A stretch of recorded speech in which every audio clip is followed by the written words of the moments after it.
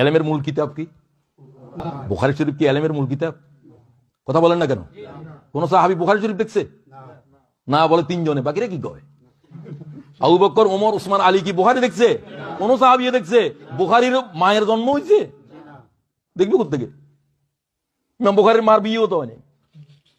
ইমাম বুখারী আসছে সাহাবীদের 600 বছর পরে, তো বুখারী তো লিখছেন এর পরে। বুখারী দেখবো কোথা?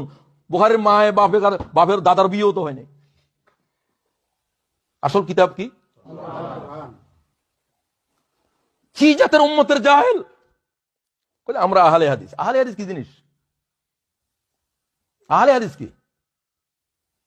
এ জাহেল! আল্লাহ তাআলা নাযিল করলো কোরআন, পড়ার জন্য বললো কোরআন। তুমি বলছো আমরা হাদিস নিয়ে আসি। তোর কে বলছে এগুলো নিয়ে থাকতে?